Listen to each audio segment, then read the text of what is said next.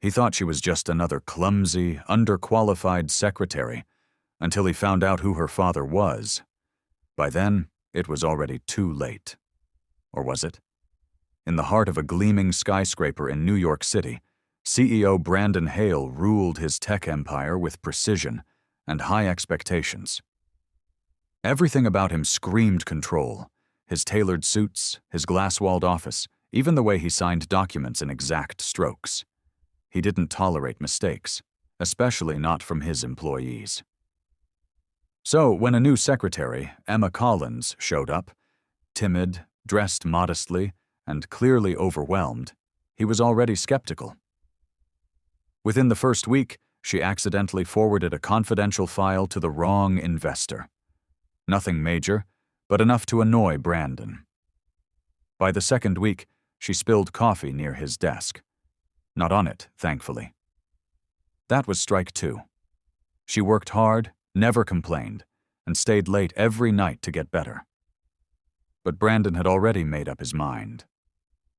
One morning, after she mixed up 2 meeting schedules, he called her into his office with that cold stare. "I'm sorry, Emma. This isn't working out," he said flatly. "You're not a good fit for this company." Emma's face fell. She bit her lip, nodded respectfully, and quietly gathered her things. No drama, no begging. Just a quiet exit that left a strange silence in the air long after she was gone. Brandon moved on. Or so he thought. Just 2 days after Emma's dismissal, Brandon attended a high-stakes investor dinner. The event was hosted by the company's biggest backer, Harrison Collins, a quiet billionaire who rarely made public appearances, but whose money had kept Brandon's company afloat during its early days. As Brandon walked into the grand ballroom filled with crystal chandeliers and gold-trimmed elegance, he felt the weight of the evening. Harrison had personally requested this meeting. Something important was coming. He was led to a private dining room in the back, where only 2 people sat. Harrison, and to Brandon's shock, Emma. Emma stood gracefully, dressed in a sleek, elegant gown that made her look nothing like the nervous secretary from a few days ago. Her posture was calm, her smile polite but unreadable. Brandon blinked, confused. "Emma?" Harrison chuckled. "I see you've met my daughter." Silence fell like a thunderclap. Emma gave a soft nod. "Hello, Mr. Hale." Brandon's stomach twisted. "Your daughter?" Harrison leaned back in his chair, his expression warm but firm. "Emma wanted to earn her place in this world without my name. She insisted on starting from the bottom. But I heard how she was treated at your company. I figured we needed to talk." Brandon was speechless. The girl he thought was a mistake was the daughter of the man holding most of his company's future in his hands. Brandon struggled to find the right words as he sat across from Emma and her father. For once, the confident CEO was speechless. He glanced at Emma, hoping to read her expression, but she gave him nothing. Only calm, distant eyes that now held the upper hand. I had no idea," Brandon finally said, his voice low. "Emma, I'm so sorry for how I treated you." Emma gave a slight nod, but her eyes didn't soften. "You didn't even give me a chance. You assumed I was beneath you, just because I looked average on paper." Brandon swallowed hard. The truth stung.